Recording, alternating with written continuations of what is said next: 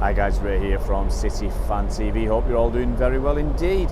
I'm in the ports of Cairn Ryan today, up next to Stranraer in Scotland. I'm on the ferry, living the high life on the ferry on the way to Northern Ireland. I'm going to Larne. That's Mike from Bolt from the Blue Territory, and I've got a week's gigs over there. I've got some working in some special needs schools this coming week, and then next weekend I've got a theatre show.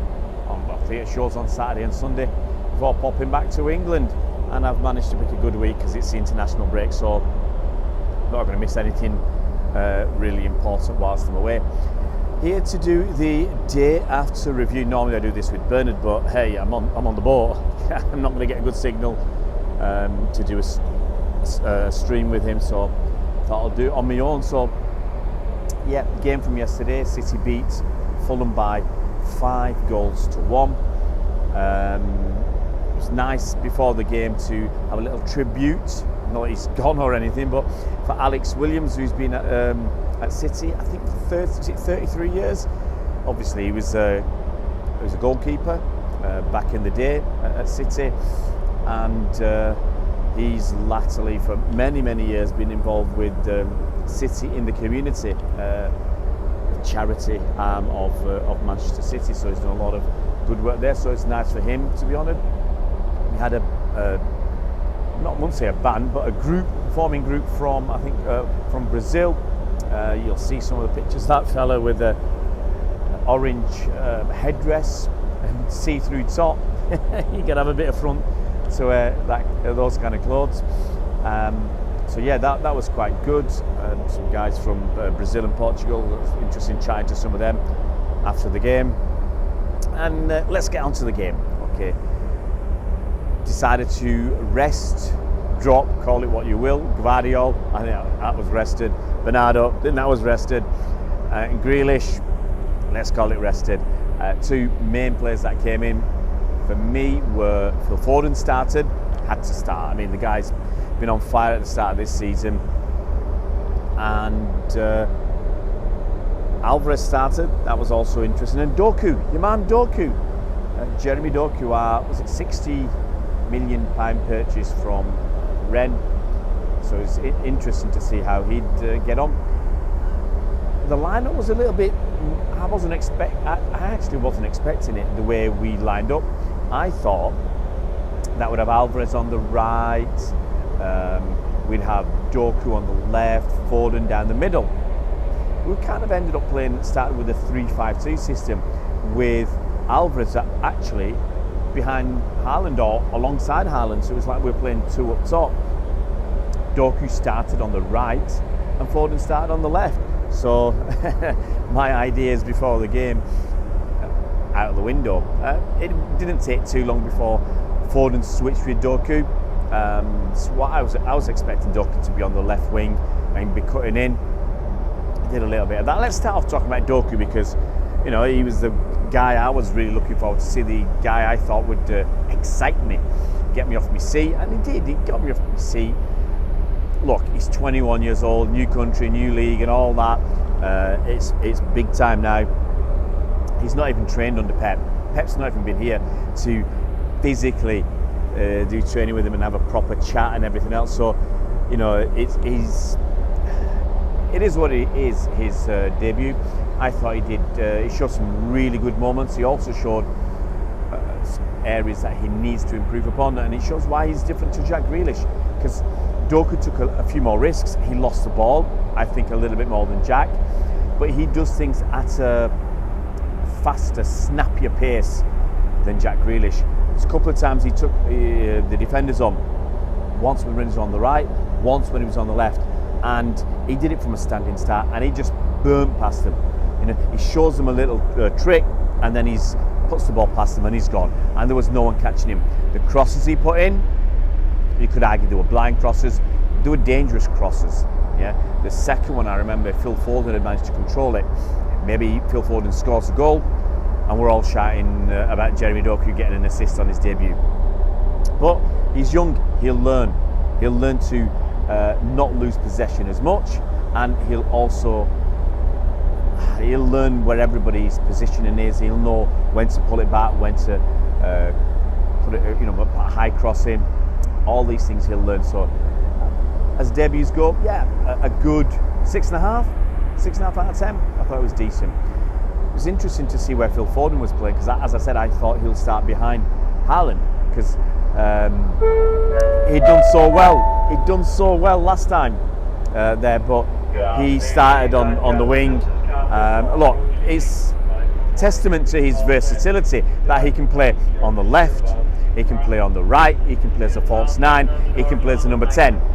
And no doubt he can play other places if you want him. I think I've seen him, was it a couple of seasons back, playing at left wing back in the Champions League. So he's versatile and flexible, and he's certainly going to use that. So yeah, I'm a bit disappointed for Phil, because I think he needs to be at 23, having a dedicated role in the side. But hey, flexibility is still good.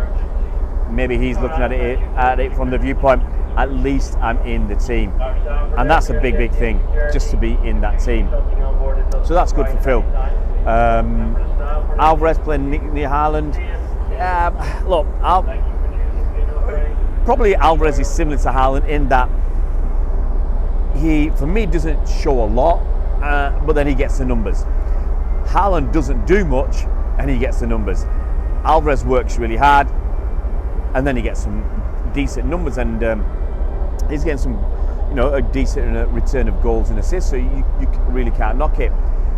Without going through all the goals, but Haaland, first half, wasn't doing much for me. He scuffed a shot that really he was looking to score. He was looking to shoot and score, and he just scuffed it. And that's basically what he's been doing recently.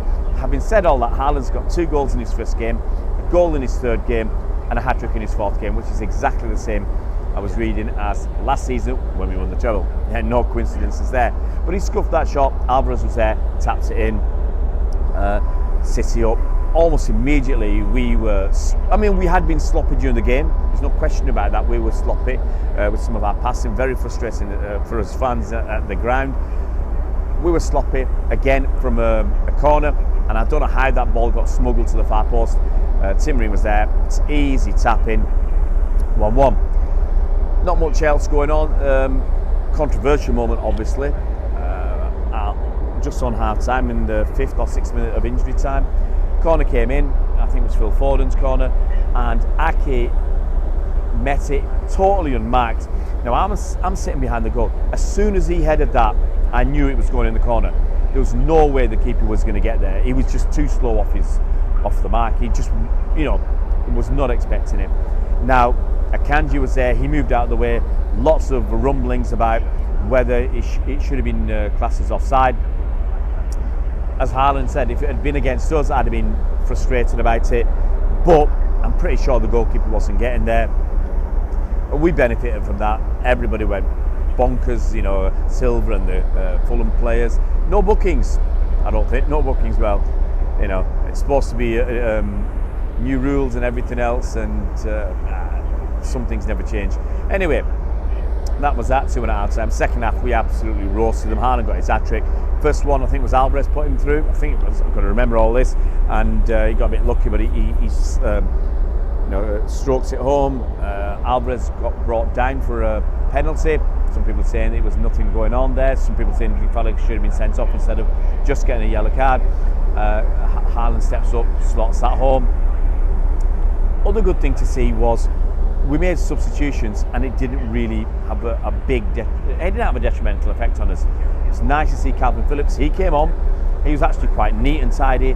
Showed some good moments. So I'm not saying I'm impressed, but slightly impressed. So he wasn't terrible. We saw Sergio Gomez come on in an attacking role, because I was wondering where we're bringing all these players on, where they're going to fit in.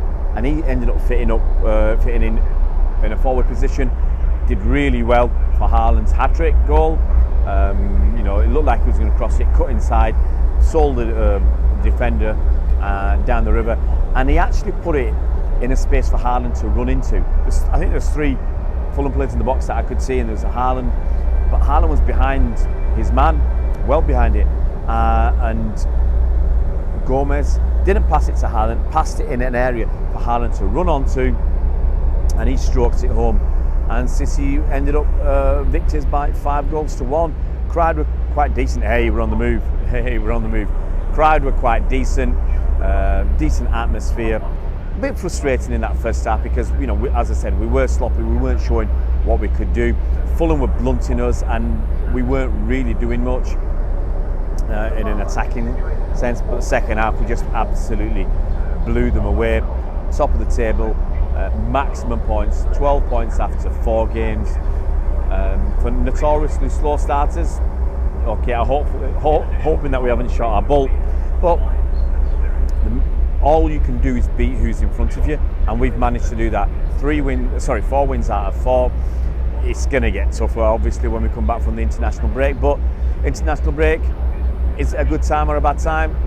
Well, I'm hoping that John Stones comes back fit after the international break. We saw him at the boxing. He looked like, you know, he's moving all right. So hopefully he'll be fit after the international break. There's only, I think there'll only be KDB who's going to be injured. Obviously, he's long-term injury. So it might work really well for us this international break. Get almost everybody back. It'll give players a little bit more time. Obviously, most of them are going to go away with their international teams, but it might give someone like Nunes and Doku a bit more time towards the end of the international break. And Pep will be back. I think that's the other big thing.